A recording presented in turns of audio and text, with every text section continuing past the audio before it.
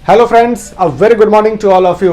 हर जगह चर्चे में है ओमिक्रॉन। कहीं भी आप जाओ, कोई भी न्यूज़पेपर्स आप उठाओ, न्यूज़ चैनल्स आप देखो, सोशल मीडिया पे आप जाओ, हर जगह ओमिक्रॉन के ही चर्चे हो रहे हैं। एंड साथ ही साथ अब ओमिक्रॉन के साथ आ गया है मोलनुपिरावीर। यस, अब लोगों का ये मानना है कि मोलनुपिरावीर इस ओमिक्रॉन को रोक पाएगा। ये मोलनुपिरावीर है, इस मॉलिक्यूल को आजकल गेम चेंजर कहा जा रहा है। तो क्या ये गेम चेंजर वाकई ओमिक्रॉन के वेव को रोक पाएगा? क्या ये गेम चेंजर मोलनुपिरावीर ओमिक्रॉन का गेम चेंज कर पाएगा?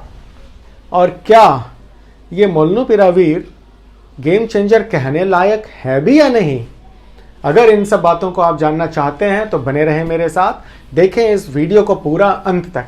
एंड अपने नए व्यूअर्स को मैं बोलता हूं, हमारे चैनल को सब्सक्राइब जरूर कर लें ताकि time to time and day to day आपको भी अपडेट्स मिलती रहे।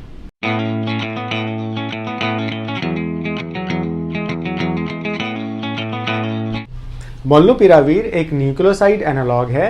ये वायरस के रेप्लिकेशन एंड मल्टीप्लिकेशन को ये रोकता है। इस मॉलिक्यूल के बारे में अगर आप डिटेल में जानना चाहते हो, आपको हर एक बारीकी को जानना है, तो आप हमारे प्रीवियसली रिलीज वीडियोस को देख सकते हैं। मैंने स्क्रीन पे डाला है एंड नीचे डिस्क्रिप्शन पे लिंक्स भी डाल दिया है।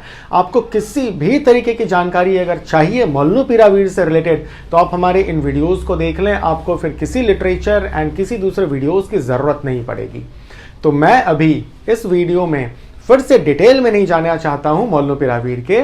मैं जस्ट आपको एक बेसिक आउटलाइन बता देता हूं ताकि आपको भी आइडिया रहे कि आखिर मोलनुपिरावीर एंड ओमिक्रॉन का क्या रिलेशन है एंड क्या मोलनुपिरावीर इस ओमिक्रॉन वेव को रोक पाएगा या नहीं। तो जैसा कि मैंने आपको पहले भी बोला कि मोलनुपिरावीर एक न्यूक्लियोसाइड एनालॉग है। ये वायरस के रेप्लिकेशन मल्टीप्लिकेशन को रोकता है।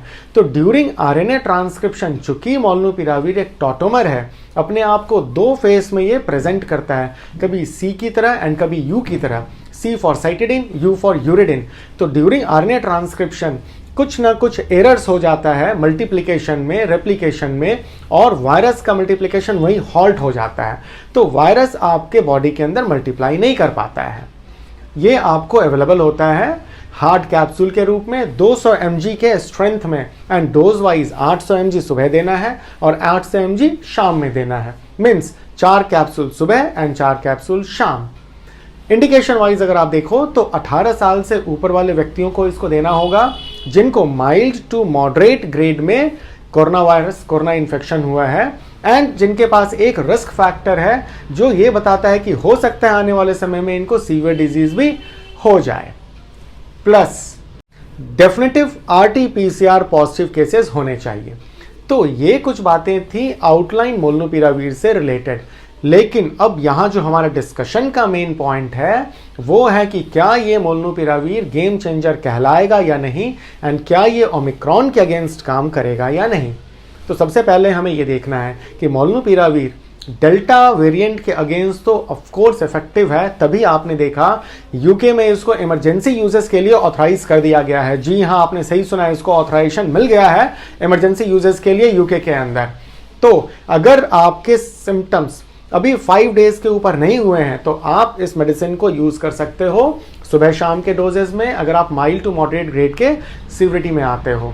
लेकिन जहां तक ओमिक्रॉन का सवाल है, ऑफ कोर्स मोलनुपिरावीर डेल्टा वेरिएंट के अगेंस्ट बहुत अच्छा काम करता है, एंड माना यह जा रहा है कि ओमिक्रॉन के अगेंस्ट भी अच्छा ही काम करेगा। यस, ये एक खुशी की बात है। ओमिक्रॉन के अगेंस्ट हो सकता है मोलनुपिरावीर बहुत ही इफेक्टिव हो। लेकिन अगर ओवरऑल आप देखो तो मैं आपको जस्ट कुछ बातों को बताना चाहता हूं। अगर मेरी इन बातों को आप समझ लोगे तो आपको समझने में कठिनाई नहीं होगी कि क्या ये गेम चेंजर कहलाएगा या नहीं। पॉइंट सबसे पहला मैं आपको ये दिखाता हूं, एज। आप मोलनुपिरावीर को 18 साल से नीचे वाले बच्चों में नहीं दे सकते हो। दूसरे पॉइंट में बात करते हैं फीमेल पॉपुलेशन की। वो फीमेल्स जो कंसीव करने वाली हैं इस मेडिसिन को नहीं ले सकती। वो फीमेल जो ऑलरेडी प्रेग्नेंट हैं इस मेडिसिन को नहीं ले सकती। वो फीमेल जो अपने बच्चों को ब्रेस्ट फीडिंग करवा रही हैं वो इस मेडिसिन को नहीं ले सकती हैं। तो कुछ खास पॉपुलेशन, 18 साल से नीचे वाला पॉपुलेशन एंड कुछ खास महिलाएं इससे दूर हो गई हैं। इसके अलावा तीसरी बात जो सबसे इंपॉर्टेंट बात है ये है कि ये मेडिसिन प्रिवेंटिव नहीं है। ये मेडिसिन आपको एक शील्ड प्रोड्यूस नहीं करता है जिसके वजह से आपको कोरोना हो ही ना। फॉर एग्जाम्पल, अगर आपने वैक्सीन लगवाया है तो वो एक शील्ड आपको प्रोवाइड करता है जिससे आपको कोरोना इन्फेक्शन हो ही ना। लेकिन ये मेडिसिन ऐसा कोई शील्ड प्रोवाइड नहीं करता है। ये मेडिसिन ट्रीटमेंट में यूज हो सकता है, प्रिवेंशन में यूज नहीं हो सकता है। जबकि आपने सुना है prevention is better than cure.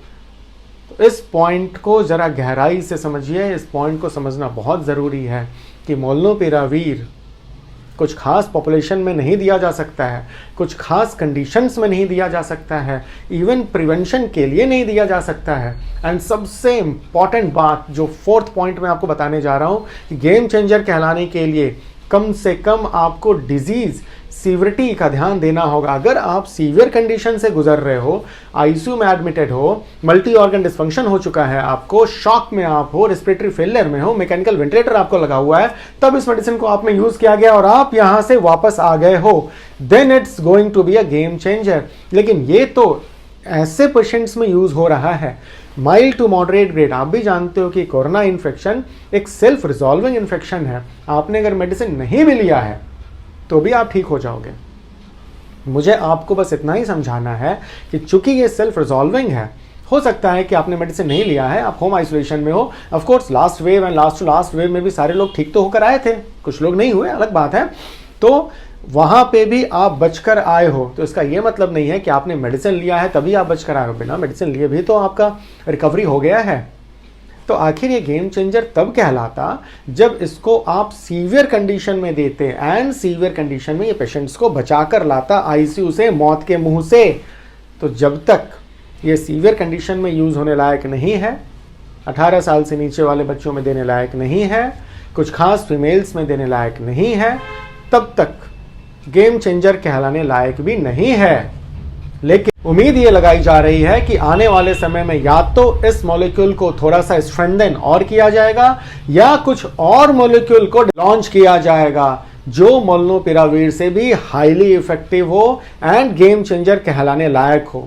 And मुझे मेरे अपने रिसर्च वर्कर्स पे, अपने साइंटिस्ट्स पे बहुत भरोसा है एंड उम्मीद करता हूं एक ना एक दिन वो समय आएगा जब मार्केट में कोरोना बिल्कुल भी खत्म हो चुका होगा एंड वो इनके इजाद किए गए हथियार के वजह से ही होगा।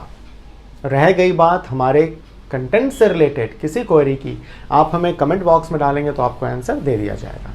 Thank you.